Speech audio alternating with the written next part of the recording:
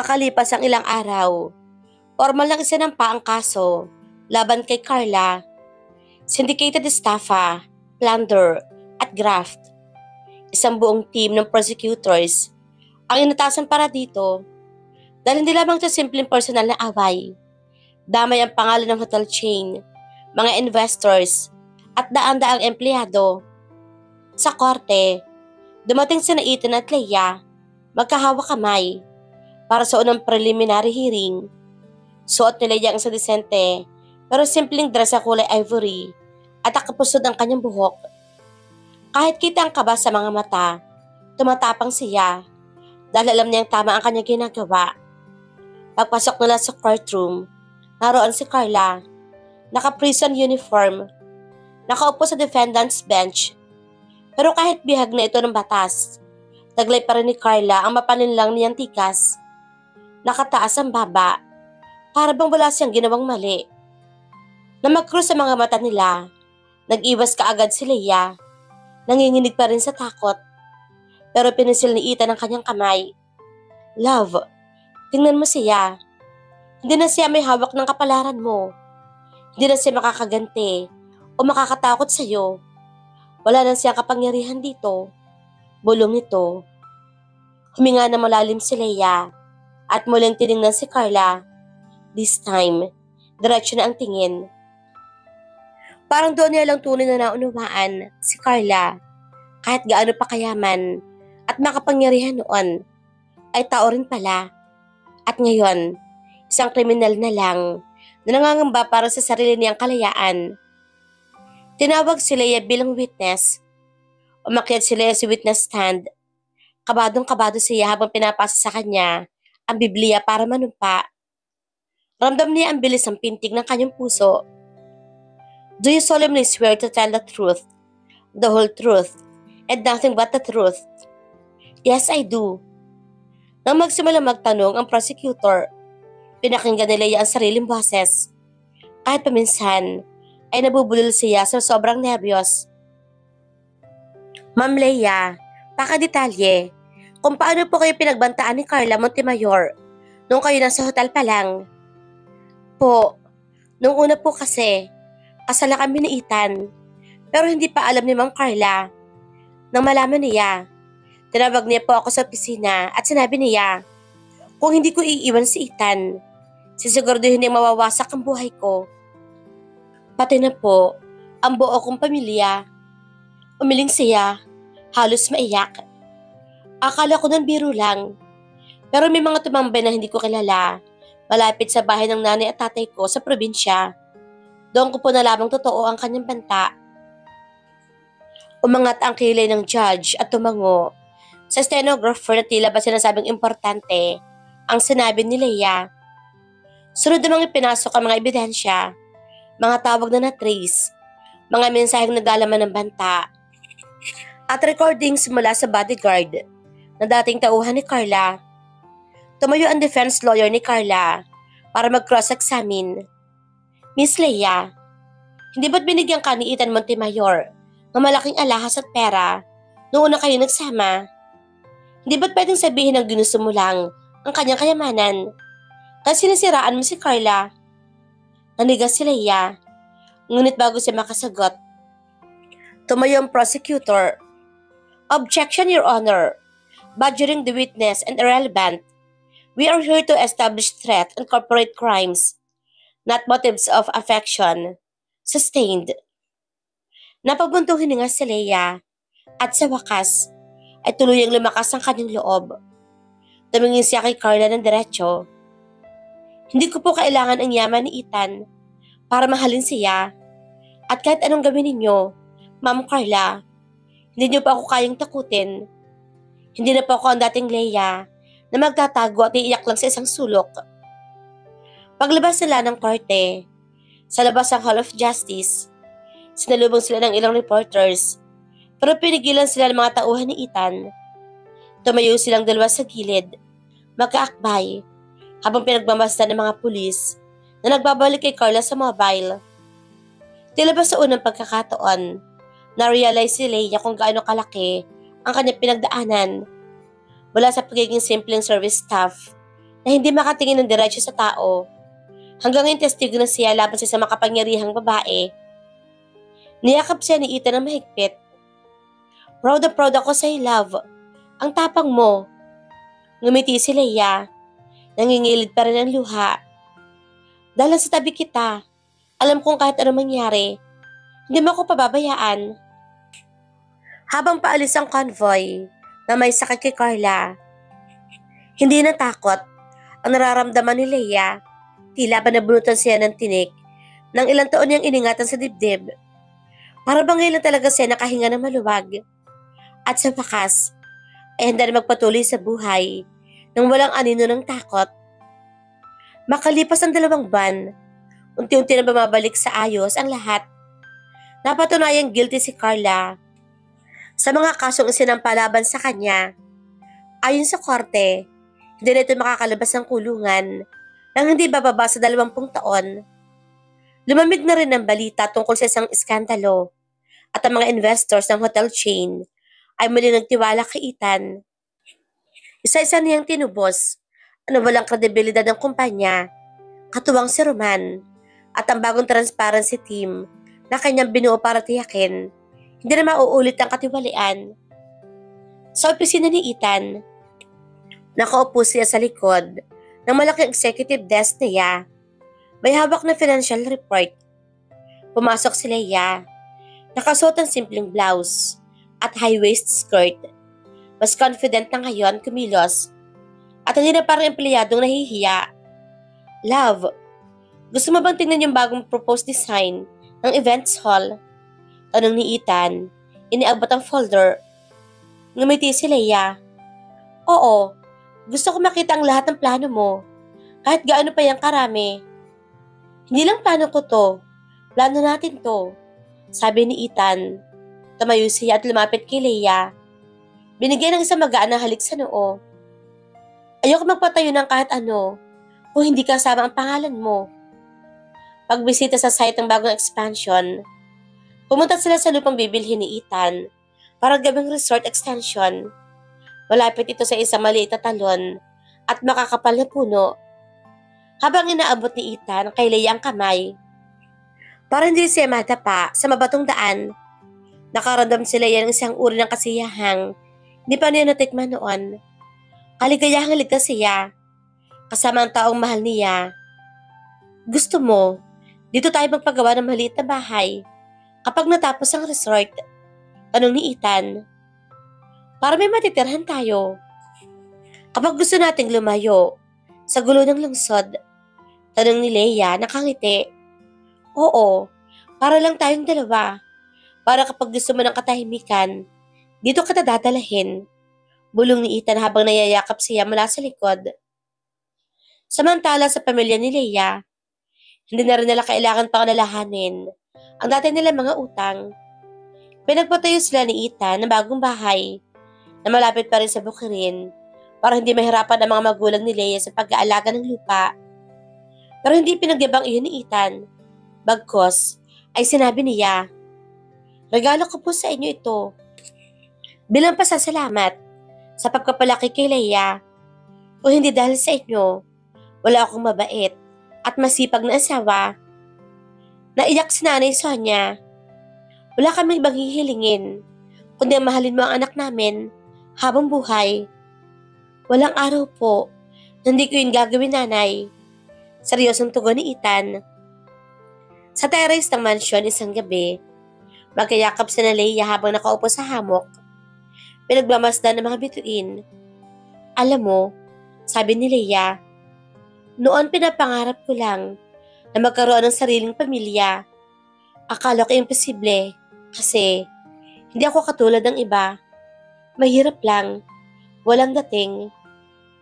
Hindi mo kailangang magmukhang kahit sino, love. Sapat na sapat ka. At ako, araw-araw ko pinagpapasalamat na ikaw ang pinili ko. Sugot ni Ethan habang hinahaplos ang kanyang pisngi. Salamat kasi hindi mo lang ako minahal kahit komplikado. Tinulungan mo akong lumaban para sa aking sarili. Hindi, love. Ikaw ang nagturo sa akin kung anong tunay na halaga ng pamilya at pagmamahal. Akala ko noon, pera ang sukatan ng lahat. Pero ikaw, ipinakita mo sa akin na may mga bagay na hindi kayang bilhin ng kahit ilang bilyon. Sa gitna ng katahimikan, marahang ipinatong ni Ethan ang kanyang kamay sa tiyan ni Leia. Ngumiti ang babae.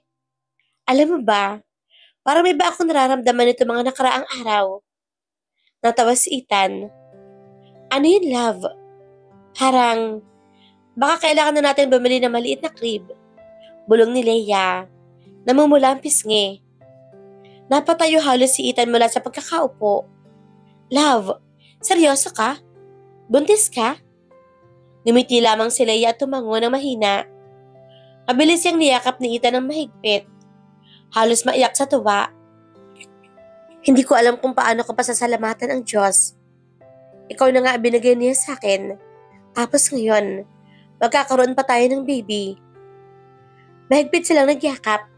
Sabay-sabi, dumaan man tayo sa unos. Napatunayan natin, kaya lagpasan basta magkasama tayo. Ngayon, handa na tayo bumuo ng mas masayang bukas para sa atin at sa magiging anak natin. Maagang nagising si Ethan, pero hindi dahil sa alarm, kundi dahil random niyang nakadikit ang katawan ni Leia sa kanya. Mahimbing ang tulog, nakayakap sa kanyang braso. Ngayong alam niyang may bagong buhay, na binuo sa napupunan ng asawa. Parang iba ang tibok ng puso niya. May halo ng takot, pero higit ng pananabik. Maingat yung hinaplos ang tiyan ni Leia, na ngayon pa lang, nagsisimula pa lamang maging medyo matambok. Good morning, love. Bulong niya, kahit tulog pa ito. Good morning din sa'yo, baby. Nang araw ring iyon, pumunta sila sa OB-GYN para sa unang check-up ni Leia. Kinakabahan siya habang hinihintay ang doktor na mag-ultrasound. Hinawakan siya ni Ethan sa kamay at hinalikan ang likod ng kanyang palad. Bakit parang mas kabado ka pa sa akin? Natatawang tanong ni Leia.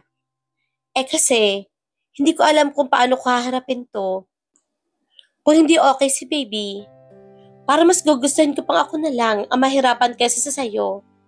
Seryosong sabi ni Ethan. Nang simula ng ultrasound, biglang lumiwanag ang screen. May nakita silang maliit na imahe doon. Parang butil ng munggo na kumikilos.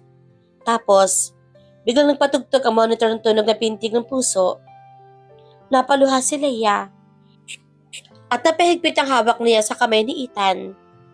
Si Ethan naman, parang hindi makapaniwala. Nilapit niya ang mukha niya sa screen para magusto niyang tandaan ang bawat himig ng tibok niyon. Congratulations, Mr. and Mrs. Montemayor, sabi ng doktor. 5 weeks pregnant, very strong heartbeat. Sa kotse pa uwi, tahimik silang pareho. Parehong nakatingin sa maliit na ultrasound printout na inaabot ng doktor. Para sila mga batang hindi alam kung saan magsisimula. Sino kaya ang kanyang kamukha? Mahina pero masayang tanong ni Leia. Sana ikaw, agad namang sabi ni Ethan. Pero sana ko na niya rin yung matangos kong ilong at height. Tapos, yung mabait na puso ko, biro ni Leia. Oy, ako rin mabait. Natatabang protesta ni Ethan. Sabay halik sa pisngi ni Leia. Pagka-uwi nila sa mansyon, agad silang dumiretso sa nursery room na dati. Ipinaayos ni Ethan kahit wala pa silang balak noon. Pinagbasa nila ang puting mga dingding, ang crib na may makukulay na bituin at ang rocking chair sa tabi ng bintana. Akala ko dati, masyado akong advance mag-isip, kaya pinaayos ko to. Kahit wala pa naman tayo. Pero buti na lang pala, sabi ni Ethan. Parang sinasabi ni God na tama ang timing ng lahat. Nakangiting sabi ni Leia. Lumapit siya sa bintana. Binuksan ito at naamoy ang sariwang hangin mula sa hardin. Tapos bigla siyang napahawak sa kanyang tiyan. Parang kinakausap ang kanyang baby. Hi baby, sana maramdaman mo kung gaano ka namin kamahal. Kahit ngayon pa lang. Kinagabihan, habang sila ay nasa kama, biglang naluha si Leia. Love, natatakot ako. Paano kung hindi ko magampanan ng lahat ng tama para sa anak natin? Hinalikan ni Ethan ang kanyang noo. Pinahid ang luha. Love, kung paano mo ako minahal, kahit ng panahon hindi ko alam kung ano ang tama o mali, yun pa lang, alam ko na magiging the best kang ina. Hindi ko man makita ang future, pero sigurado ako sa'yo. Hindi ka namin pababayaan ng anak mo. Niyakap siya ni Ethan ng mahigpit, sabay sabi, lahat ng takot mo, akin na, ako nang bahala. Ang kailangan mo lang gawin ay magpahinga at mahalin si baby. Dahil lahat ng bigat, ako ang kakarga. Ngumiti si Leia at sa unang pagkakataon, matapos nilang malaman, magiging 3 na sila. Tuluyan siyang nakatulog ng payapa sa mga bisig ng asawa. Makalipas ang ilang linggo, kapansin-pansin na ang pag-umbok ng tiyan ni Leia. Pinagmamasyal siya ni Ethan tuwing umaga sa hardin. Bit-bit ang basket may prutas at fresh juice na gawa ng mga kusinero nila. Tuwing sila ay maglalakad sa paligid, hindi maiwasan ni Ethan na laging patong ang kamay sa tiyan ng asawa na para bang kinakausap ang sanggol sa loob. Good morning, baby. Bulong niyang minsan. Huwag mo masyadong pahirapan si mama ha. Mahal na mahal ka namin. Napatawa si Leia. Mas madalas mo pa yatang kausapin si baby kaysa sa akin. Hindi totoo iyan. Kayo pareho ang kausap ko. Pero bonus na cute si baby. Isang araw, dinala ni Ethan si Leia sa isang high-end baby boutique. Halos malula si Leia sa dami ng gamit na nakita niya. Crib na may sariling built-in music mobile. Mga damit na yari sa organic cotton. Car seat na parang trono ng prinsipe. Love, parang sobra naman yata to. Nahihiyang sabi ni Leia. Walang sobra para sa anak natin. Sagot ni Ethan. Seryoso ang mukha. Ayoko may kulang sa magiging anak natin.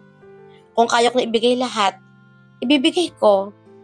Nag-pause siya.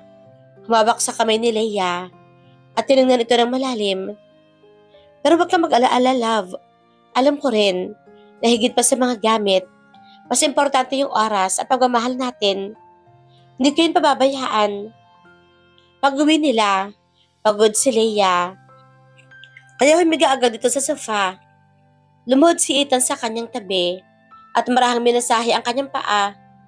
Love, hindi mo naman kailangan gawin iyan. Bulong ni Leia na nahihiya. Kailangan kasi mahal kita. Saka gusto ko, maging komportable ka kahit paano. Habang minamasahe niya ang paa ni Leia, kinakausap naman niya ang tiyan nito. Baby, promise ko sa'yo, kahit gaano pa ako ka-busy, uuwi pa rin ako gabi-gabi para makita kayo ng mama mo. Hindi kita palalaking nag-iisa lang. Sa mga business meetings, napapansin ng board na mas tahimik pero mas determinado si Ethan. Hindi na mainitin ang kanyang ulo at mabilis mag-impulse decision kagaya noong araw. Ngayon, mas mahinahon na siya mag-isip dahil ayaw niya magkamali at maapektuhan ang kanyang pamilya. Isang gabi, habang nasa study si Ethan at tinitingnan ang mga bagong hotel project proposals, pumasok si Leia at dala ang 2 tasa ng gatas. Love, magpahinga ka muna. Huwag mo masyadong seryosohin ang mundo.